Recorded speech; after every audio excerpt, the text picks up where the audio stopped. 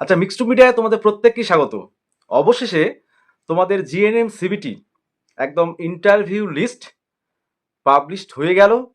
আমি সকালবেলায় তোমাদের বলেছিলাম যে আজকে অথবা আগামীকাল।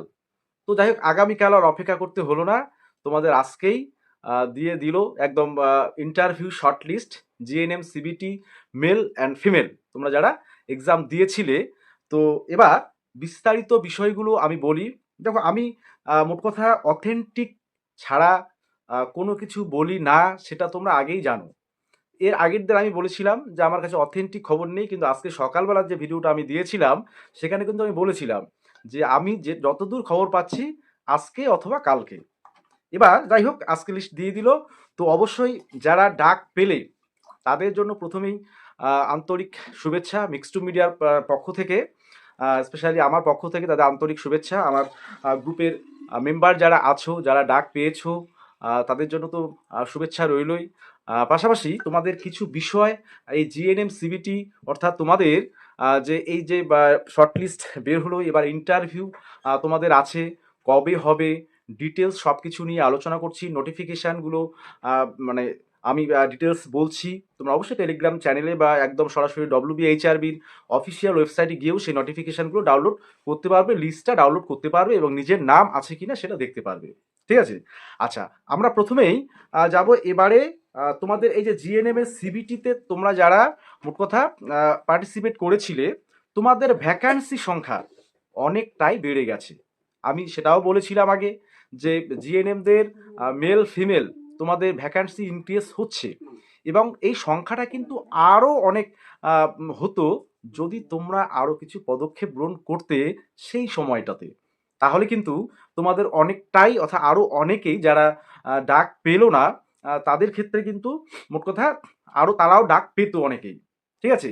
তো যাই হোক, আমরা দেখব পরবর্তীতে কোনো আবার লিস্ট হয় কি না সে বিষয়টা। এবার আজকের এই লিস্টগুলো সম্পর্কে তোমাদের ভ্যাকান্সি সম্পর্কে ডিটেলসটা আমি আগে বলে নিই। ঠিক আছে? আর অবশ্যই ইন্টারভিউ প্রস্তুতির জন্য ইতিমধ্যে আমাদের তো শুরু হয়ে গিয়েছে ইন্টারভিউ মেম্বারশিপ। তোমরা যারা জিএনএমদের ক্ষেত্রে গোল্ড অ্যান্ড ক্লাসিক এই দুটো মধ্যে যে কোনো একটা মেম্বারশিপ নিলে তোমরা ইন্টারভিউয়ের প্রস্তুতি, পিডিএফ আকারে বিভিন্ন টাইপের কোশ্চেন এবং আনসার, তোমাদের মক ইন্টারভিউ, ইন্টারভিউয়ের অনলি মেম্বারশিপ ক্লাস, সমস্ত কিছু কিন্তু থাকছে। ঠিক আছে? এবার তোমাদের তবু আমি আগেই বলেছিলাম যে আগের থেকে প্রিপারেশনটা নাও। আমার চ্যানেলে কিন্তু অলরেডি প্রচুর জিএনএম এর ক্যান্ডিডেট যারা মেম্বারশিপ নিয়েছে তারা কিন্তু ইন্টারভিউ প্রস্তুতি অনেকটা এগিয়ে গিয়েছে, এবং কীরকমভাবে ইন্টারভিউগুলো হয় বা গতকালকে অর্থাৎ বিএসসিদের ইন্টারভিউয়ে কিছু অভিজ্ঞতা কালকে গুগল মিটে তারা মোট কথা শুনলো, তারাও শুনলো। তো যাই হোক, আমি প্রথমে বলি তোমাদের জিএনএম এর ক্ষেত্রে আমি ফিমেলদের ভ্যাকান্সির কথাটা আসি। ফিমেলদের আনরিজার্ভে ছিল 763টি ভ্যাকান্সি, সেখানে 350টা বৃদ্ধি হয়েছে। এটা কিন্তু ফিমেল ইউআর ক্যান্ডিডেটদের ক্ষেত্রে একদম সুখবর। 350টা নিউ ভ্যাকান্সি অ্যাড হয়েছে। টোটাল তোমাদের হচ্ছে রিভাইসড ভ্যাকান্সি হয়ে যাচ্ছে 1113টা। এটা কিন্তু ইউআর ক্যান্ডিডেটদের অত্যন্ত সুখবর এবং অত্যন্ত খুশির খবর। ঠিক আছে? এবারে চলে আসছি এসসি ক্যান্ডিডেটদের ক্ষেত্রে। 490টা ছিল, 175টি সিট কিন্তু বেড়েছে, 665টি মোট ভ্যাকান্সি তাদের রিভাইসড। আচ্ছা, এসটিদের ক্ষেত্রে 50টা বেড়ে 169টি হয়েছে। আর ওবিসি এর ক্ষেত্রে 84টা বৃদ্ধি পেয়ে 339টি হয়েছে। আর হচ্ছে ওবিসি বি 127টা থেকে বৃদ্ধি পেয়ে 185টি রিভাইসড ভ্যাকান্সি হয়েছে। তারপর হচ্ছে ইডাব্লিউএস এ 84টা বৃদ্ধি পেয়ে 266টি হয়েছে। তারপরে যে আনরিজার্ভ পিডাব্লিউডি 182 থেকে তোমার হচ্ছে 138 থেকে 163টি হয়েছে। আর হচ্ছে এসসি পিডাব্লিউডি 8টা বৃদ্ধি পেয়ে 26টি টোটাল হয়েছে। অর্থাৎ তোমাদের টোটাল ফিমেল ক্যান্ডিডেটদের জিএনএম এর সিট সংখ্যা সেটা হচ্ছে তোমাদের প্রায় 3000-এর কাছাকাছি, অর্থাৎ 2926টি।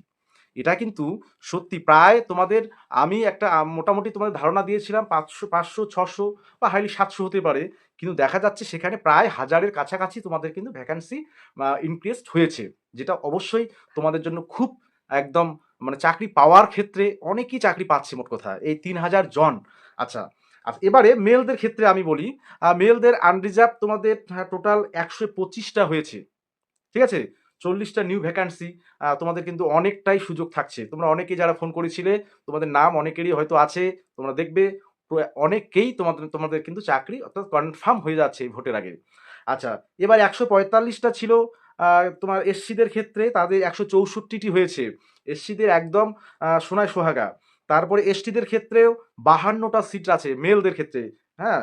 তারপরে তোমাদের ওবিসি এ 29টি, ওবিসি বি 21টি, তারপরে হচ্ছে ইডাব্লিউএস 29টি, আনরিজার্ভ পিডাব্লিউডি 14টা, আর হচ্ছে তোমাদের হচ্ছে এসসি পিডাব্লিউডি 3টা, ঠিক আছে? টোটাল 437টি তোমাদের সিট কিন্তু এখন মানে মডিফাইড সিট বা রিভাইজ সিট।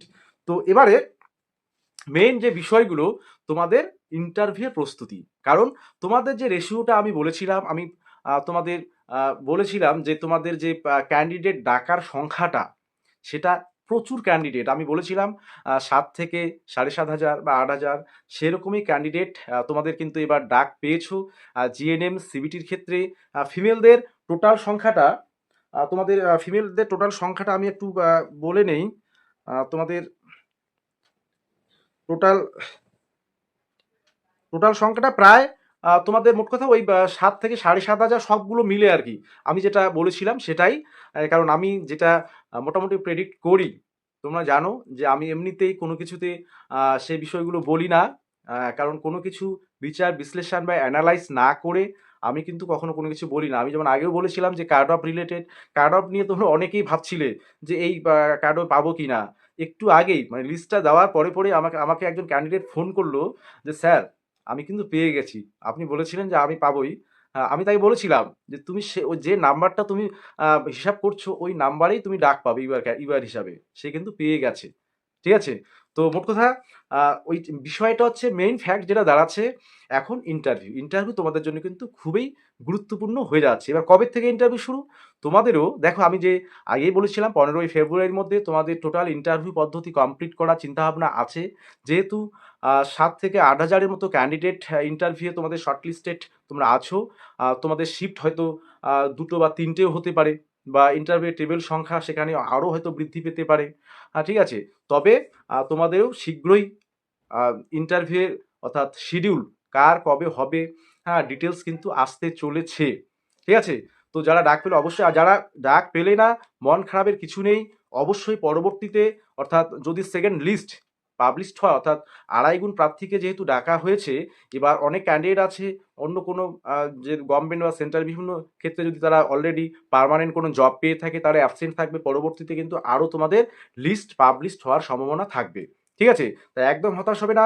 সিএইচওর বিভিন্ন এক্সাম রয়েছে সেগুলো যেমন একসাথে চলবে, ইন্টারভিউ প্রিপারেশন সেটাও কিন্তু একসাথে তোমাদের চালিয়ে যেতে হবে। কারণ ইন্টারভিউটা একটা এক্স ফ্যাক্টর হয়ে দাঁড়াচ্ছে তোমাদের ফাইনাল মেরিট লিস্টে জায়গা করার ক্ষেত্রে। ঠিক আছে? তো যাই হোক এইটুকুই আপাতত থাকছে। এবং অবশ্যই যারা মেম্বারশিপ নেবে এই ইন্টারভিউ প্রস্তুতির জন্য অবশ্যই গোল্ড এবং ক্লাসিক মেম্বারশিপ নিয়ে তোমরা কিন্তু মিক্সড টুপ মিডিয়া চ্যানেলের সাথে অর্থাৎ চ্যানেলের পরিবারে ভেরিফাইড গ্রুপে যুক্ত হয়ে তোমরা কিন্তু ইন্টারভিউ প্রস্তুতি নিতে পারো। ঠিক আছে?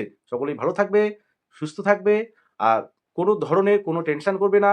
অনেক সিএইচওর ক্ষেত্রে অনেক ভ্যাকান্সি আছে। যারা জিএনএমে পাবে বা মোট কথা স্টাফ নার্সে পাবে তাদের ক্ষেত্রে সিএইচও খালি থেকে যাবে। তোমরা কিন্তু সিএইচও যে চাকরিটাও তোমাদের সম্ভাবনা থাকছে পাওয়ার। ঠিক আছে?